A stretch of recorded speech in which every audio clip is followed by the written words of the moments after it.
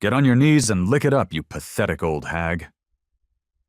Richie Gallo's designer loafer nudged a puddle of spilled soda, the sticky liquid seeping toward Anya Sharma's worn-out sneakers. The 48-year-old woman didn't react, her eyes fixed on the book she was trying to salvage from the mess on the floor. She just knelt, her back aching, and began wiping the floor with a rag. "That's it. Know your place, Grandma," Richie sneered, the sound bouncing off the high ceilings of the nearly empty bookstore. His two goons, mountains of muscle in tight black shirts, chuckled along, their laughter a low, menacing rumble. "Maybe next time you'll remember who runs this part of the city before you get behind on your community tax." Richie crouched down, grabbing a handful of Anya's salt and pepper hair, and viciously yanked her head back. He forced her to meet his dead, shark-like eyes. "Look at me when I'm talking to you. You're gonna learn some goddamn respect." What Richie Gallo didn't know, what he couldn't possibly comprehend, was that the weary, tired eyes staring back into his belonged to the most lethal woman he would ever meet. In less than a minute, Richie was going to learn a lesson, but it wouldn't be about respect.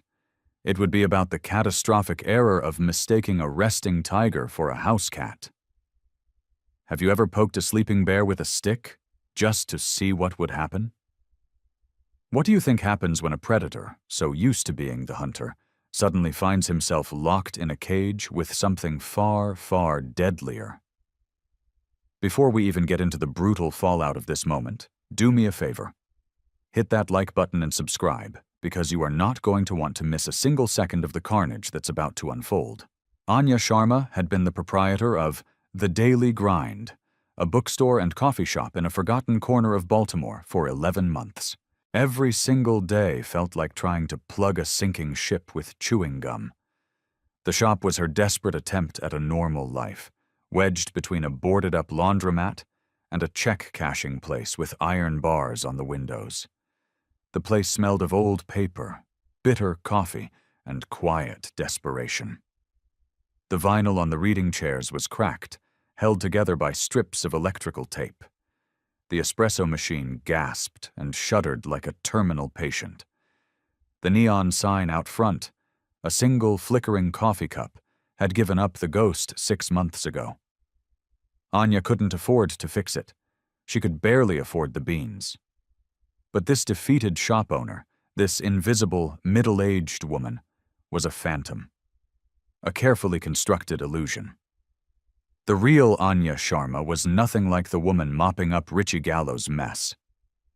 For 18 years, she was known by another name, Kali. Agent Kali of the CIA's Special Activities Center. She was a ghost, a whisper, a weapon honed in the darkest corners of the world. She had dismantled terror cells in the Hindu Kush, posed as a journalist to extract defectors from North Korea, and survived a Chechen black site by convincing her captors she was a more valuable asset alive than dead. She had walked into rooms where the air was thick with the promise of death, and she had walked out, alone, every single time. This current assignment was supposed to be a quiet wind-down before retirement, a milk run. Her mission: establish a deep cover identity in Baltimore and monitor the Gallo crime family. Intelligence chatter suggested that Salvatore Sal Gallo, a notoriously cunning and vicious mob boss, was using the city's port to smuggle in something far more dangerous than drugs or weapons. Anya's job was to be a fly on the wall. Watch, listen, and build a case from the ground up. The transformation had been meticulous. CIA trainers had taught her how to stoop her shoulders, how to walk with the exhausted shuffle of a woman worn down by a lifetime of disappointments. She'd stopped coloring her hair, letting the silver streaks dominate. She'd put on 30 pounds of soft weight, masking the coiled steel of muscle beneath. The calluses on her hands were real, earned by scrubbing floors and washing dishes, not from years of mastering hand-to-hand combat. But some instincts are too deeply ingrained to be erased. Her posture would snap straight when she thought she was alone. Her eyes, seemingly vacant, tracked every person who entered the store, assessing threat levels, noting exits, and identifying potential weapons in a fraction of a second. When she used a box cutter to open a shipment of new paperbacks, she held it not like a shopkeeper, but like a surgeon or an assassin. The few regulars at the daily grind were her only link to the quiet life she pretended to want. Frank, a grizzled Vietnam vet with a permanent limp, came in every morning at 600 sharp for a black coffee and the morning paper. He'd sit for hours, nursing the one cup, the unspoken trauma of his past a silent bond between them. Maya, a bright-eyed college student from Johns Hopkins, used the quietest corner booth to study, always ordering a chai latte and a croissant Anya knew she couldn't really afford. Anya would often forget to charge her for it. These people saw a kind, struggling woman. They had no idea the person who remembered their orders could disable a man in 3 seconds with a ballpoint pen. The financial pressure, however, was becoming a real and suffocating threat. The bookstore was a money pit, and the protection payments to the Gallo family were bleeding her dry. The health inspector, a man clearly on Sal Gallo's payroll, was a frequent visitor, finding new, expensive violations with every visit. Customers were dwindling, scared off by the growing sense of menace that clung to the neighborhood like a shroud. Anya documented everything. Encrypted hard drives stored in a false-bottomed coffee bean bin held a terrifying portrait of a community being systematically strangled. Local businesses were being bled dry by extortion. Drug runners operated openly on street corners. And at the heart of it all were entitled arrogant thugs like Richie Gallo, a second-generation monster who confused cruelty with strength. What Richie and his crew of steroid-fueled morons didn't get was that they were just pawns in Sal Gallo's grand chess game. Sal was using them to systematically crush every independent business in a 6-block radius. He was clearing the way for a massive, city-sanctioned redevelopment project that would net him hundreds of millions, all laundered through a web of shell corporations.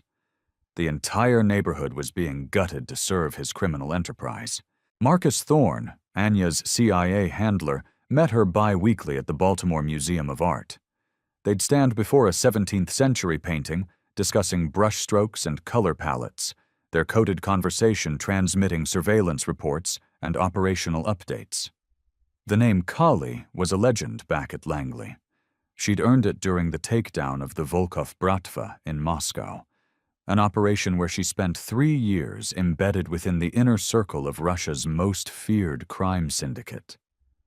That operation ended with the dismantling of an empire and a body count that was still classified. But tonight, feeling the sticky soda soak into the knees of her jeans and Richie Gallo's foul breath on her face, Anya Sharma felt that old familiar fire begin to stir. The part of her that had been dormant for almost a year, the part that was Kaylee, was starting to wake up. The floor was clean, but Richie wasn't done. He wanted to break her. What he was about to do was not just break the rules of his father's game. He was about to make it brutally, violently personal. And in doing so, he was going to give Agent Coley the justification she had been secretly craving. Richie Gallo returned the next day. Not with 2 men, but with 5. They swaggered through the door of the daily grind during the lunch rush, what little of it there was. Frank the vet was in his usual spot, and a young mother was trying to read a picture book to her toddler in the kids' corner. They both looked up, a knot of fear tightening in their stomachs. "Well, well," Richie boomed, his voice dripping with faux joviality. "Looks like the place is packed. Business must be good." He flashed a predatory grin. "Mind if we join you for a chat?" Anya appeared from behind the counter, a dish towel in her hand. Her face was a blank mask. "It's a public place. Table for 6?" Richie's laugh was like shattering glass. "Oh, we're not here to drink your burnt coffee, sweetheart. We're here to renegotiate your membership in our little business association." He snapped his fingers, and his men fanned out, their bulky frames blocking the only exit. "See, the neighborhood is going upscale, and in an upscale neighborhood, protection costs more." The young mother quickly scooped up her child, dropped a crumpled $10 bill on the table, and scurried for the door. Richie's men parted just enough to let her through, their eyes following her with wolfish hunger. $1,000 a week, Richie said, picking up a pristine hardcover copy of Moby Dick and examining his reflection in its glossy cover. "Think of it as an investment in your future. A lot of unforeseen accidents can happen to a business without proper insurance." Anya's hands didn't even tremble as she started wiping down the already clean counter. "I don't have $1,000 a week. I'm 3 months behind on rent." "Oh, then maybe this ain't the business for you," Richie said conversationally. He suddenly hurled the heavy book against a shelf of poetry, sending smaller paperbacks flying like startled birds. The spine cracked with a sound like a breaking bone. "Accidents, inventory gets damaged, equipment fails.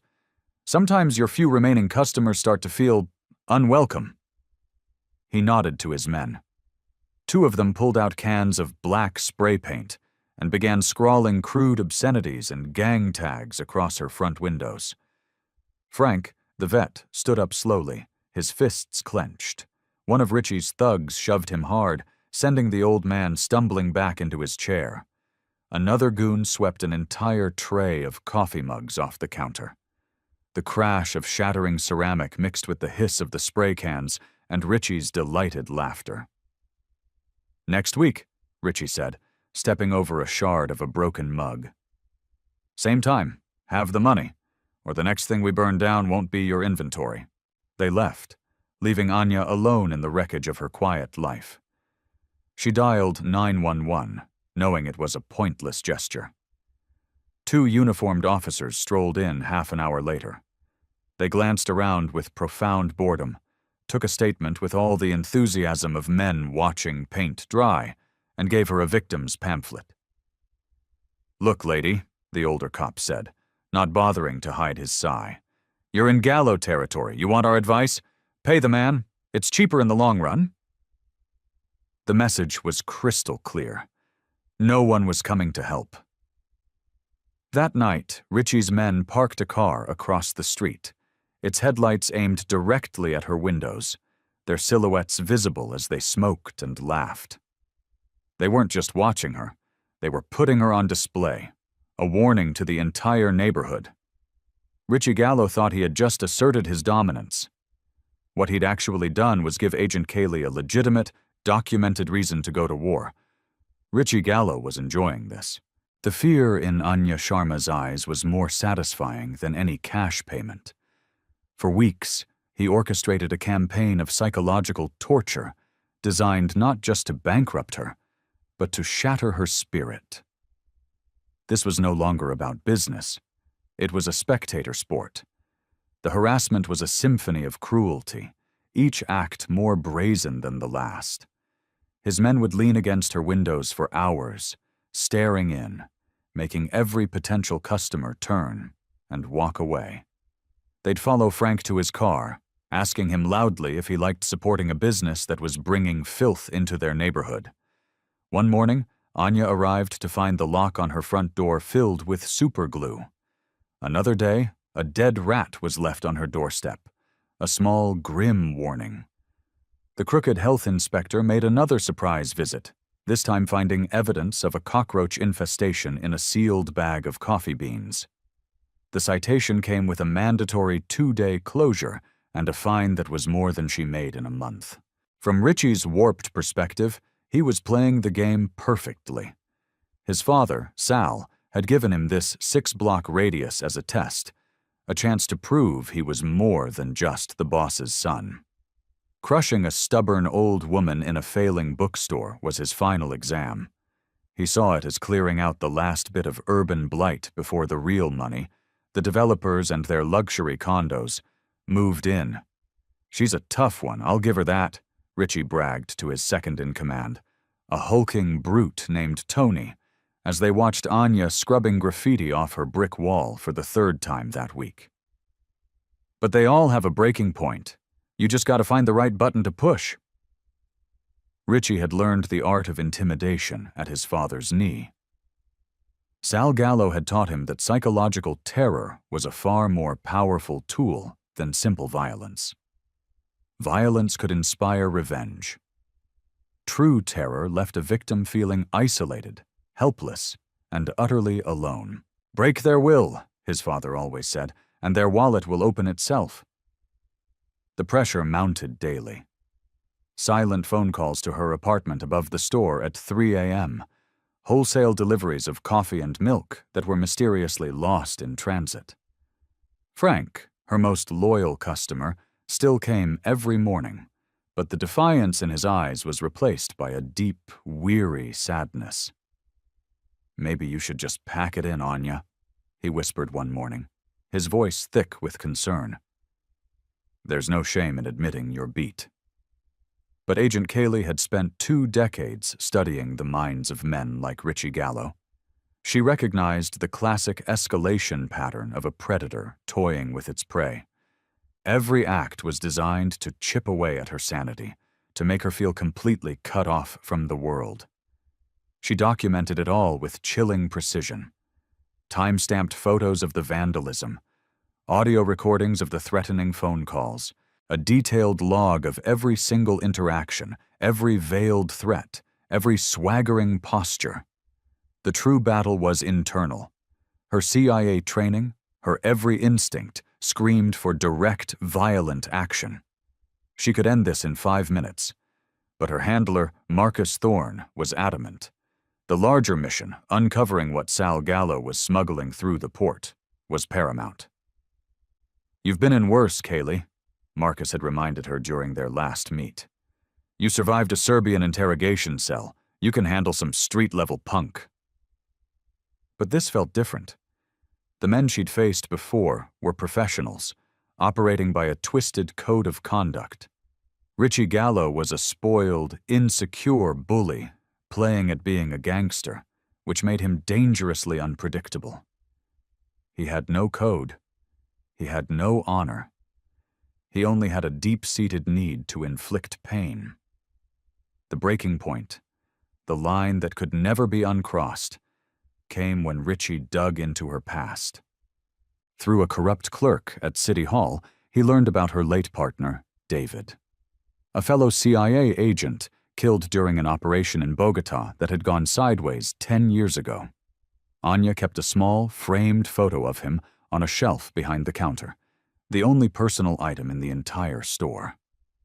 The next morning, she found the photo nailed to her front door with an ice pick. Someone had used a red permanent marker to draw a crude bullet hole right between David's smiling eyes. Standing on the cold sidewalk, holding the desecrated photograph, Anya felt a seismic shift deep within her soul. The carefully constructed walls she had built around her heart, the ones that separated Agent Kali from Anya Sharma, began to crumble into dust. This was no longer a mission. This wasn't about surveillance or intelligence gathering. Richie Gallo had just declared a personal war, and he had aimed his first shot at the one thing she held sacred. That evening, Richie and his crew, now 8 men strong, arrived for what he dramatically called the final negotiation. They didn't even bother to hide the tire irons and baseball bats they carried. The time for subtlety was over. "Last chance, you miserable bitch," Richie announced, slamming his aluminum bat on the countertop, leaving a deep dent in the cheap laminate. $2,000 a week starting now, or we burn this shithole to the ground with you in it." Anya slowly looked around the room, her gaze sweeping over the men. Her mind, a highly trained tactical computer, was instantly cataloging their positions, their weapons, their stances. For the first time in 11 months, she let herself see them not as a terrified shopkeeper, but as Agent Cayley would see them. Ill-trained, overconfident, amateur thugs who had just threatened the wrong woman. Richie Gallo thought he was delivering the killing blow to a broken-down old lady. He had no idea he was staring into the eyes of a weapon the United States government had spent millions of dollars to perfect. Anya closed the shop 2 hours early that night. She flipped the open sign to closed, pulled down the rattling metal security gate, and locked the front door. Richie's men were still across the street, their laughter echoing in the empty street, but she moved with the deliberate, slow pace of a defeated woman. It was all part of the performance. Once inside her small apartment upstairs, the transformation was instantaneous. The defeated slump of her shoulders vanished, replaced by the ramrod-straight posture of a trained operative. Her tired shuffle became a silent, purposeful stride. She went to her bedroom closet, pushed aside the few drab clothes she owned, and pressed a section of the back wall. A hidden panel clicked open. Inside was a collection of equipment that no struggling bookstore owner should ever possess: an encrypted satellite phone, miniature high-resolution cameras, sophisticated audio bugs, and a tablet containing the complete psychological workups of every major player in the Baltimore underworld. And on top, a thick digital file labeled Gallo Richard Ritchie. M. His profile was a pathetic cliché, a trust fund parasite who had squandered every opportunity given to him. He was desperate for the approval of his powerful father, a man who saw him as little more than a useful, if blunt, instrument. But within the profile were his weaknesses, the psychological triggers Anya could exploit. A raging inferiority complex, a pathological need to be seen as a tough guy, and, most importantly, a complete inability to recognize when he was out of his depth. He couldn't back down from a challenge, especially from a woman. It was a fatal flaw. Anya began to formulate a new plan, one that went far beyond her original mission parameters. This was no longer just about intelligence gathering for the CIA. This was about justice and retribution. She couldn't expose her cover, not yet. But she could manipulate Richie into destroying himself. The strategy was classic psychological warfare, a tactic she'd used to turn warlords against each other in Afghanistan. Make the enemy believe he's winning, right up until the moment the trap springs shut. She spent the next hour rigging the bookstore. Micro cameras, no bigger than a screw head, were placed in the light fixtures and inside the spines of thick books on the shelves. Tiny audio recorders were slipped into the sugar dispenser and the napkin holder on the main counter. By tomorrow night, every word Richie spoke, every threat he made, would be captured in pristine, evidence-grade quality. But Anya's greatest asset was something Richie, in his arrogance, couldn't see. The community, beaten down as it was not broken. Frank had spoken quietly to his friends at the local VFW hall. Maya had told a few of her more activist-minded friends at the university about what was happening. People were watching. They were angry, and they were waiting for a spark. Richie Gallo believed he was isolating his victim. He was about to find out that he had inadvertently started a rebellion. Tomorrow night's final negotiation would indeed be final. Just not in the way he could ever have imagined. What do you think is going through Anya's head right now? Is it cold, calculated revenge, or is there something more? Let me know your thoughts in the comments below. And stick with me, because the fireworks are about to begin. Richie Gallo arrived at 9 p.m. sharp, his crew of 6 thugs in tow. They carried their bats and tire irons openly now, like Roman legionnaires marching into conquered territory. They were too high on their own power to notice the subtle changes on the street. Curtains were twitching in the apartments above the other shops. Across the street, in the shadows of a bus stop, Frank stood with 2 of his buddies from the VFW, his smartphone held steady, already recording. He was positioned perfectly, with a clear line of sight through the bookstore's front window, just as Anya had quietly suggested he might want to be during his coffee visit that morning.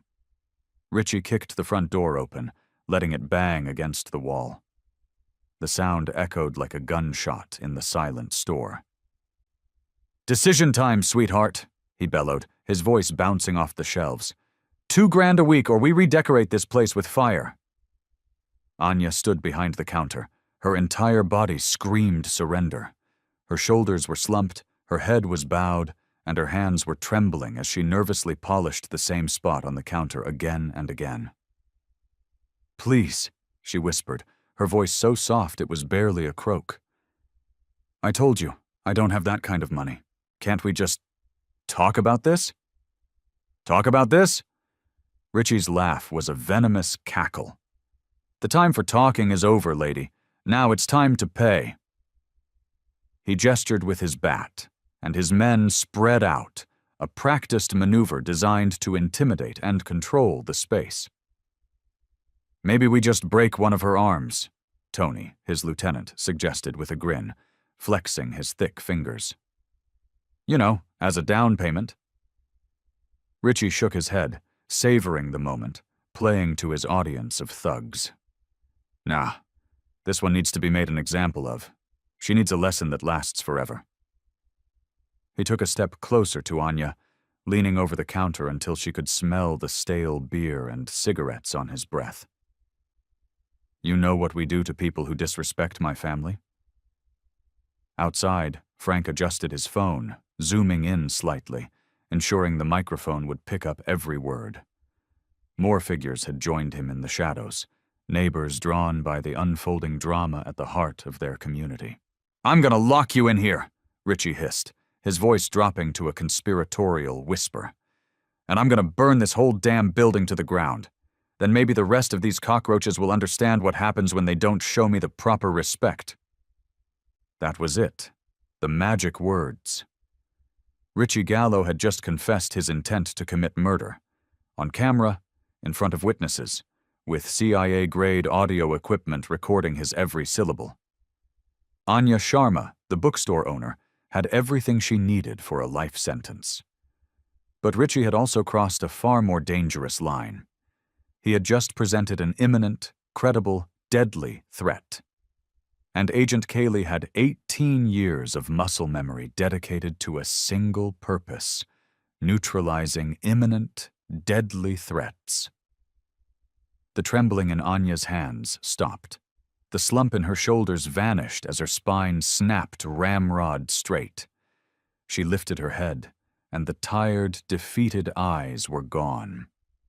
In their place was something ancient and predatory, a look of such cold, lethal focus that Richie's smug grin faltered. "Wrong answer, Richie," she said, her voice calm and clear.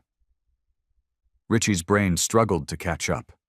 The terrified woman he'd been tormenting for weeks had been replaced by something else. "What did you just—" He never finished the sentence. Anya's left hand shot out, grabbing the heavy ceramic coffee pot from its warmer. In one fluid motion, she flung its scalding contents directly into Richie's face. He shrieked, a high-pitched, inhuman sound of agony, stumbling backward and clawing at his blistering skin. Before his knees even hit the floor, Anya was in motion. The second thug, Tony, swung his baseball bat in a clumsy horizontal arc aimed at her skull. She wasn't there. She dropped below the swing, her hand grabbing a heavy, hard-back copy of War and Peace from a display. She pivoted on her heel and drove the book's spine upward, directly into his throat. He made a sickening, gurgling sound and collapsed, his hands clutching his crushed larynx. The third attacker charged, raising a tire iron. Anya sidestepped him, grabbed his wrist with one hand, and used his own momentum to slam him face first into the corner of a solid oak bookshelf. The sound of his nose breaking was a wet, percussive crack. He slid to the floor, unconscious. The fourth man, seeing his friends go down, hesitated. It was the last mistake he'd ever make. Anya grabbed the metal napkin dispenser from the counter and threw it like a discus. It caught him square on the temple. His eyes rolled back in his head, and he crumpled like a puppet with its strings cut. The fifth and sixth thugs were frozen in a state of shock and disbelief, their brains unable to process the sight of this middle-aged woman dismantling their crew with bookstore supplies. Anya vaulted over the counter with the agility of a gymnast.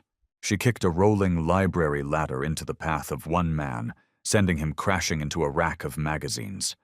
The last man turned to run, but Anya was already on him, her forearm pressing against his carotid artery. He was unconscious in less than 5 seconds. The entire confrontation had taken 27 seconds. Richie was on his hands and knees, whimpering, his face a mess of second-degree burns. Anya calmly walked over, planted a foot in the center of his back, and pushed him flat to the floor. "We're not done here," she said, her voice devoid of any emotion as she pulled a set of zip ties from behind the counter. Outside, Frank's phone had captured the entire brutal ballet. His hands were shaking, not from fear, but from awe. "Holy Mother of God," he whispered, the words barely audible on the recording. "Did you see that? Who the hell is this woman?" The small crowd of neighbors was now pressed against the glass, their own phones out, recording the aftermath. Within minutes, multiple videos of the fight were hitting social media, captioned with things like, "Bookstore lady goes John Wick on local gang." Anya pulled out her own phone and dialed 911, her voice as steady as if she were ordering a pizza. "This is Anya Sharma at the Daily Grind, 112 West Miller Street. I require police and ambulance services. I've been the victim of an armed assault by 6 individuals. The situation is under my control. The suspects are secured and in need of medical attention." Richie, his wrists now tightly bound behind him, looked up at the woman who had just annihilated his crew. His face was a mask of pain, confusion, and terror. Who are you?" he stammered. Anya allowed herself a small, cold smile. It was not a reassuring sight. "I'm the person you should have left alone." But hundreds of miles away, in a fortified mansion outside of Atlantic City, Sal Gallo was watching Frank's shaky cell phone video on a massive screen. And unlike his foolish son, Sal Gallo was a man who never forgot a face, especially one that had cost him his entire Russian operation 15 years ago. "Kaylee," he whispered, the name a curse on his lips. "I thought you were dead." Sal Gallo watched the video of the bookstore fight for the 10th time, his knuckles white as he gripped the arms of his leather chair.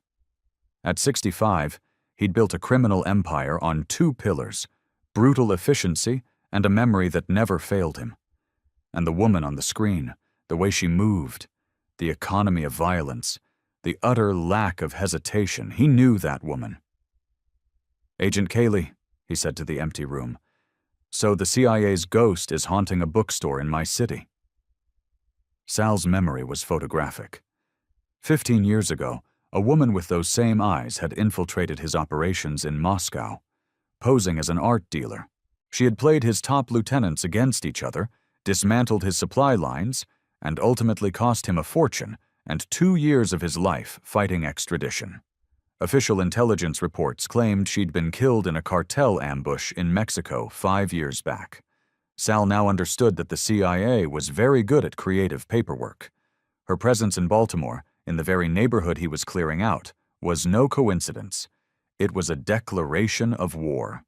By dawn, Sal had unleashed the most lethal weapon in his arsenal, his legal team.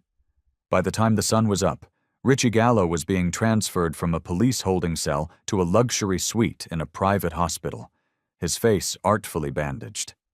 He was giving a tearful, perfectly rehearsed performance for a local news crew. "She used all these anti-Italian slurs," Richie sobbed, his voice cracking on cue. "She said she was going to teach a stupid Guido a lesson he'd never forget. We were just trying to talk to her, and she just went insane." The narrative was brilliant in its simplicity. It twisted just enough of the truth to be utterly believable. Yes, Richie and his men were in the store. Yes, Anya had attacked them with extreme prejudice. And the medical reports on his crew, a crushed larynx, a fractured skull, a shattered kneecap, painted a picture of shocking brutality.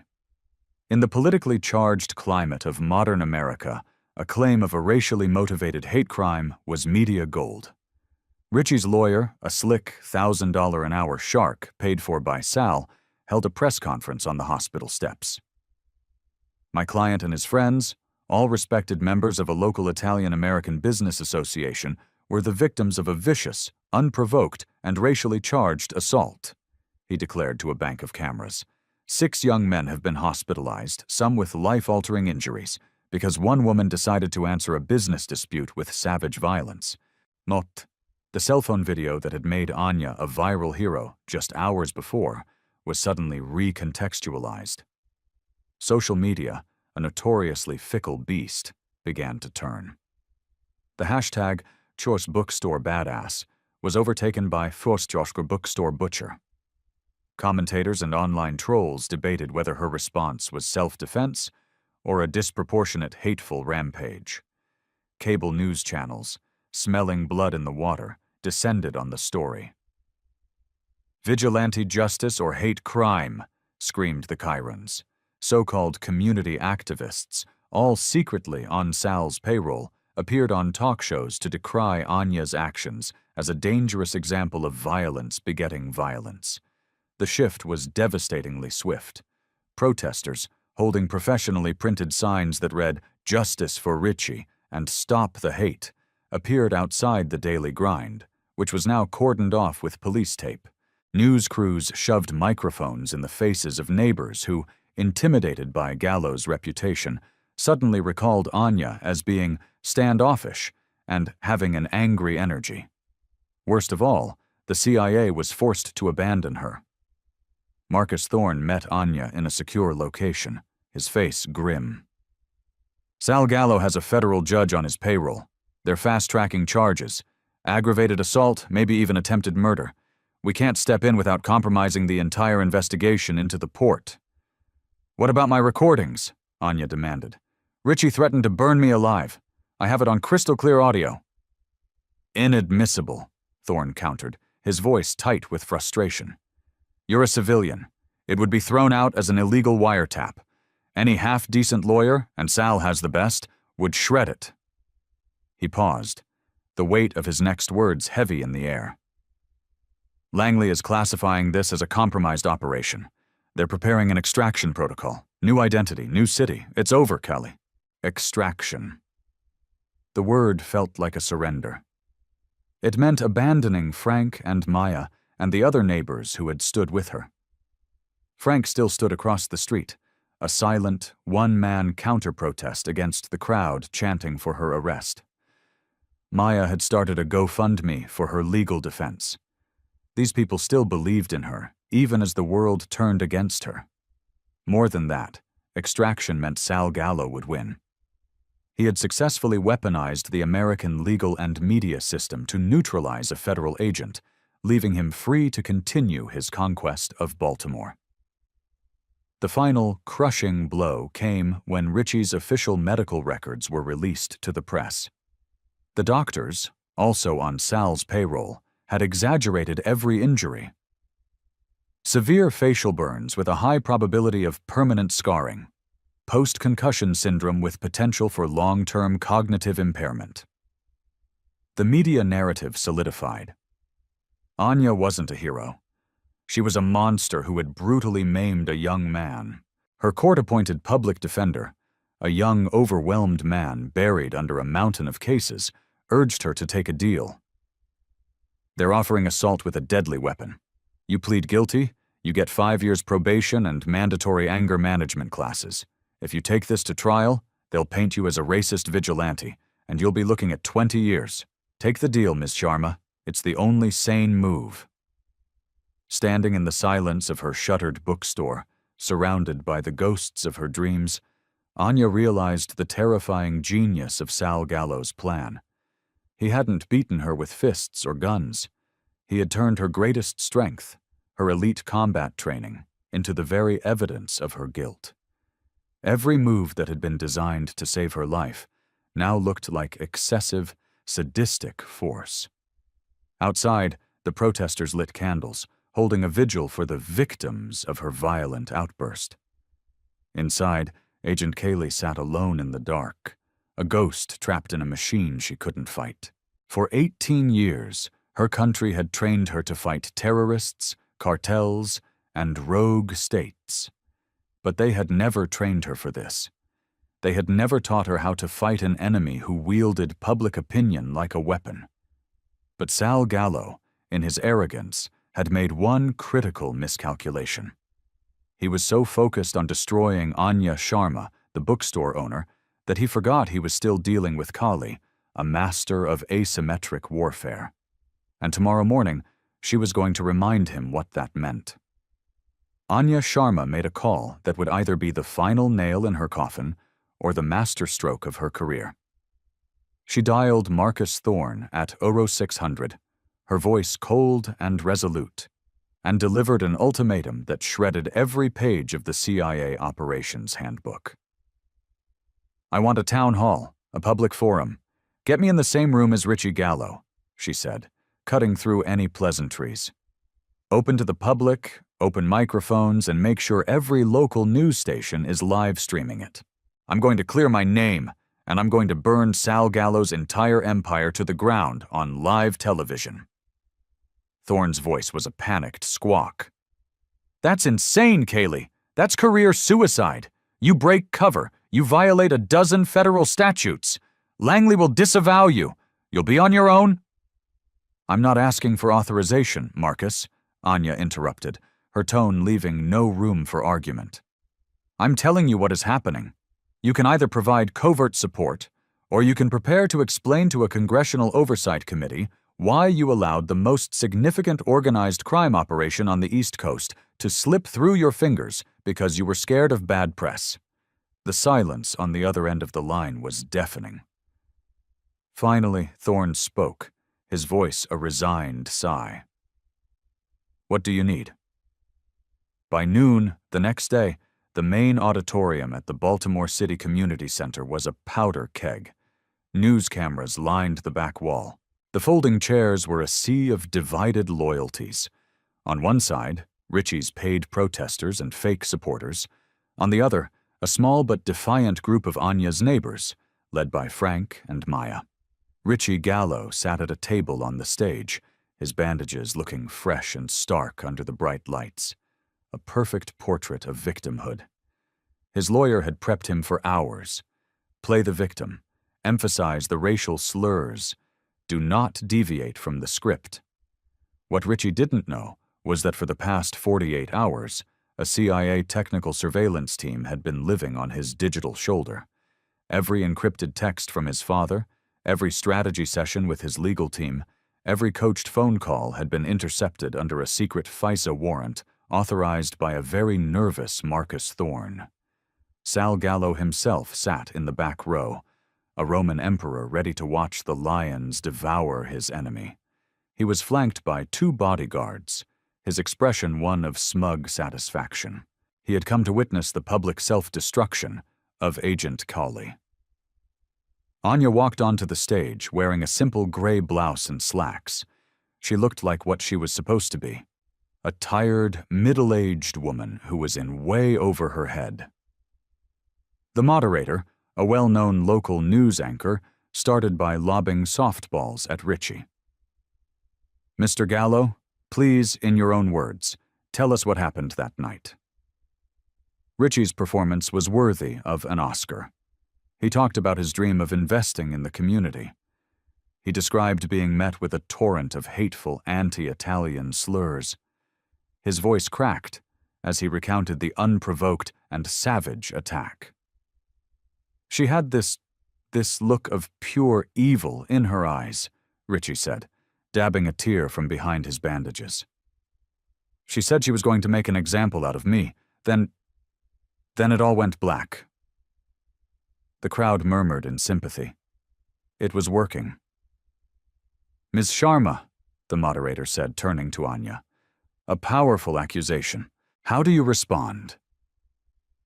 Anya stood, not behind the lectern, but walking to the front of the stage, creating a direct line of sight with Richie.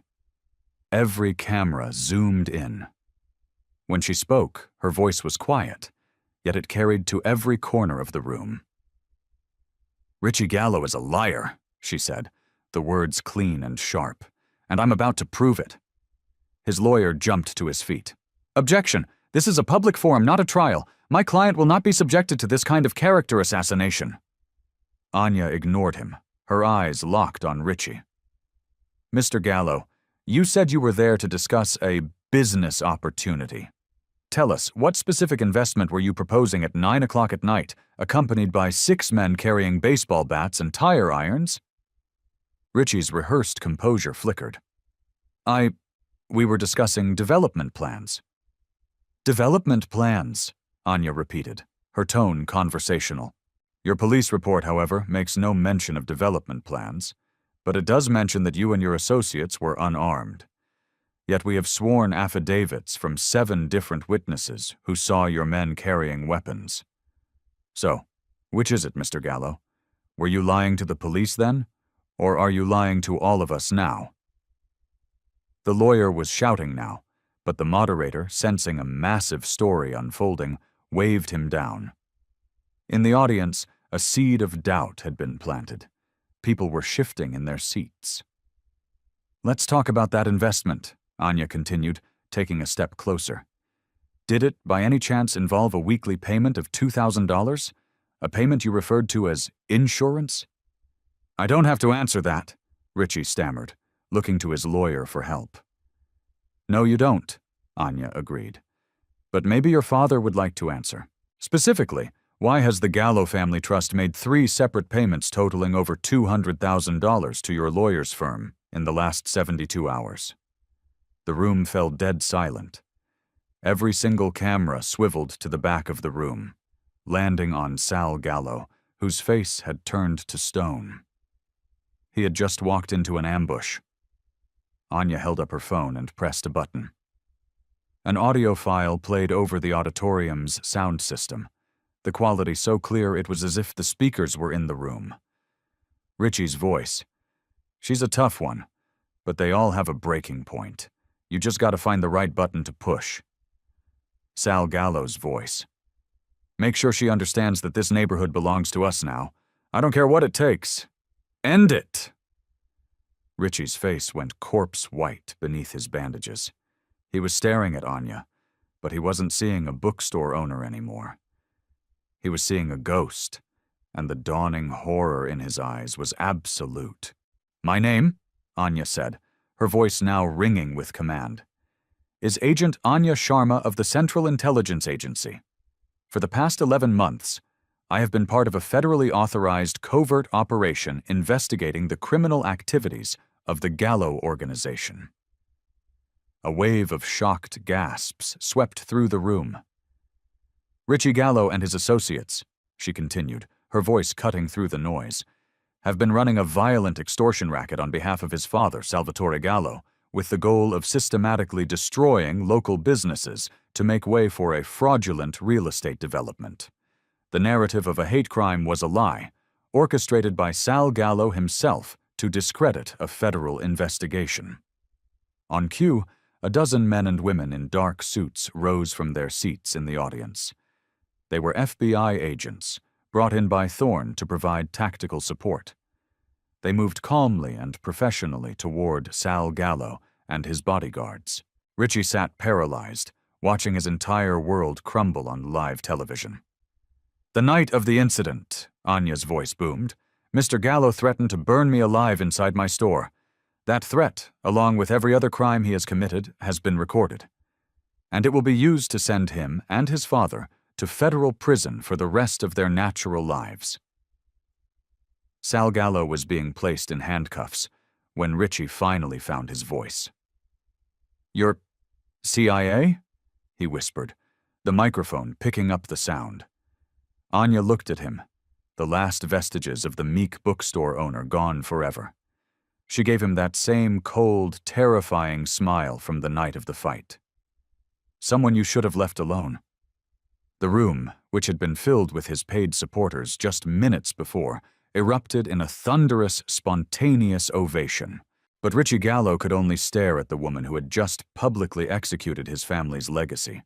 Finally, and fatally, understanding that he had spent months trying to bully one of the most dangerous women on the planet. Sal Gallo's escape was as audacious as it was predictable. A man with his level of influence didn't stay in a federal holding cell for long. The armored transport van was T-boned by a garbage truck, a perfectly timed and executed ambush. By the time the dust settled, Sal was gone. When the call came, Anya knew this was the only way it could end. He wasn't after her. He was after a symbol. He had taken Maya, the bright-eyed college student, from her off-campus apartment. "The old shipyard, Pier 4, Sal's voice rasped over Maya's phone. "Come alone, Kaylee. No cops, no feds, or the girl gets a lesson in gravity from the top of a crane. You have 1 hour. Marcus Thorne stood in front of her, his face pale with dread. "Don't do this, Kaylee. This is suicide. We can't authorize a solo rescue. He's a cornered animal." "Then it's not an authorized mission," Anya replied, chambering around in her seg sour. "That girl is innocent. She's not part of the game. I am." The abandoned shipyard was a skeleton of rusted steel and decaying concrete on the edge of the Patapsco River. Broken windows on derelict warehouses stared out like vacant eyes. Anya moved through the main gate, her footsteps the only sound in the cathedral of decay. Sal stood on a catwalk 50 feet up, circling the base of a massive loading crane. He had Maya in a chokehold, a large revolver pressed against her head. She was sobbing, her face streaked with tears. 2 men stood at the base of the stairs leading up to the catwalk. They weren't street thugs like Richie's crew. These were professionals. Killers. "Agent Kaylee," Sal shouted, his voice echoing in the vast space. "You took everything from me. My son, my business, my name. Tonight I take something from you." "Let her go, Sal," Anya called back, her voice betraying no fear, even as her mind calculated angles and distances. "This is between us. This is about the arrogance of a government that sends ghosts to haunt honest businessmen," Sal screamed, his voice cracking with rage. "You people hide behind your badges and your secret laws, and you destroy lives." The first professional moved to flank her, but Anya had already mapped the terrain. Every rusted barrel, every stack of decaying pallets, every shadow was a piece of cover. She dove behind a massive engine block as a gunshot rang out, sparking off the metal inches from her head. She came up firing, 2 rounds, center mass. The first man dropped without a sound. The second was smarter, using the labyrinth of machinery to his advantage. What followed was a deadly game of cat and mouse in the shadows. But Anya wasn't just a shooter. She was a predator. She used the environment, ricocheting a shot off a steel plate to make him flinch, then closing the distance in the moment of distraction. The fight was short, silent, and brutal. Sal, watching from above, pressed the gun harder into Maya's temple. "Stay back. I swear to God I'll do it." "No, you won't, Sal," Anya said, stepping out into the open, her own weapon now lowered, "because then you lose your only piece of leverage." The next 5 minutes were a masterclass in psychological warfare. It was why she was Kaylee. She didn't raise her voice. She didn't plead. She systematically dismantled him, using every piece of intelligence she had ever gathered on his history, his fears, his pathetic need to be seen as a king when he was just a common thug. "You're not a mob boss, Sal," she said, her voice calm and conversational as she slowly walked closer. "You're a coward. You've spent your whole life paying other men to take your risks. Your own son had more guts than you do. At least he faced me himself." Sal's hand began to tremble. The gun wavered. "Shut up, you don't know me." "I know everything about you," Anya continued, taking another deliberate step. "I know you've been terrified ever since Moscow. looking over your shoulder every day for 15 years, just waiting for the ghost to reappear. Well, here I am, Sal. The nightmare is real. The psychological onslaught shattered his remaining composure. With a scream of pure rage, he shoved Maya away from him and swung his gun toward Anya. But years of paranoia and rage had made him slow. Anya was already moving, her body a blur of trained reflexes. She disarmed him with a move that broke his wrist, the gun clattering onto the steel catwalk. Sal Gallo lay on the ground, a broken old man, sobbing and screaming for his lawyer. Maya, shaken but safe, rushed down the stairs and into Anya's arms. The celebration that followed wasn't a news story. It was a block party. Miller Street was shut down as neighbors, shop owners, and ordinary people came to shake the hand of the woman who had faced down the Gallo family, and won. Someone had hung a handmade banner over the door of the Daily Grind, home of Agent Kali.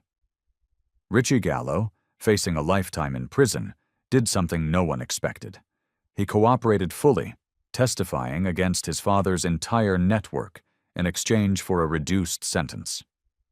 Standing in court, he looked not at the judge, but at the community members he had terrorized. "I thought being strong meant making people fear you," he said, his voice quiet and heavy with shame. "Ms. Sharma taught me that real strength is making people feel safe." 3 months later, Anya Sharma submitted her official resignation to the Central Intelligence Agency. She stayed in Baltimore.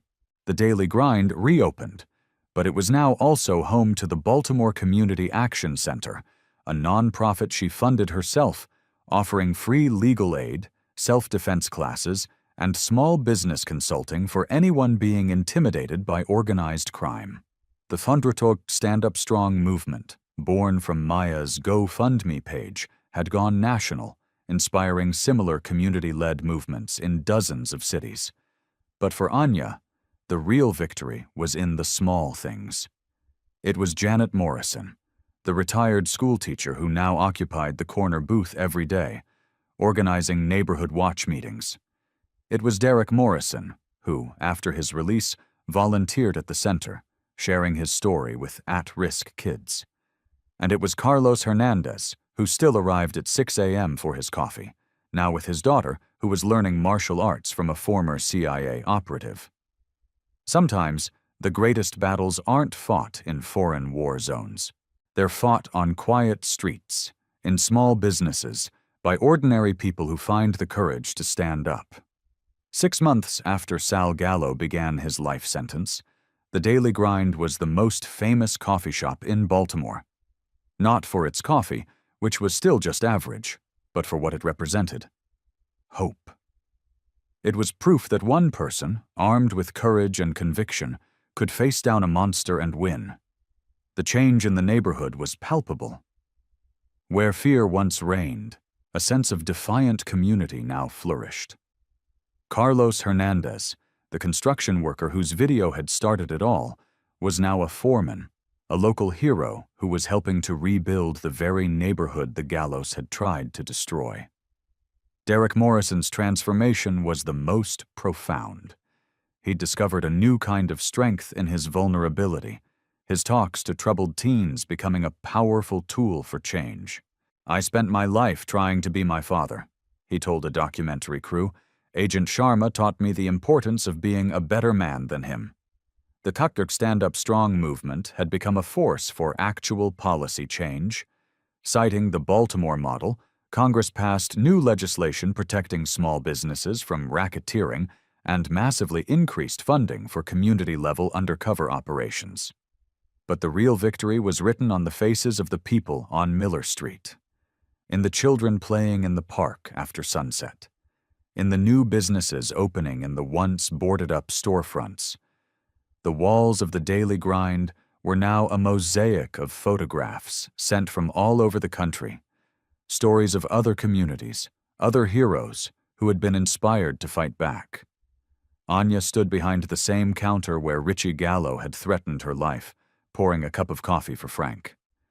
A local news crew was there for a follow-up story, a testament to the enduring power of her actions. She turned to their camera, her expression calm, her eyes holding the wisdom of 1,000 battles, both seen and unseen. "There are heroes everywhere," she said, her voice carrying a quiet power. "They aren't superheroes. They're your neighbors, your friends, the person who serves you coffee. They are people waiting for a reason to be brave." She gestured to the wall of photos. "The question is never about whether they exist. The only question is, when they decide to stand up, will you be brave enough to stand with them? Share this story if you believe that the courage of one can awaken the courage of many. Subscribe if you want to be reminded that there is still good in this world worth fighting for. And comment below with a time you saw an ordinary person do something extraordinary. Because bullies, whether they're on the playground or running a criminal empire, are counting on your silence. Never, ever give them that power." The camera lingered on her face, then panned to the bustling, vibrant community she had saved, and in turn, had been saved by. A community that had learned the most important lesson of all. Real strength isn't the power to destroy. It's the courage to protect.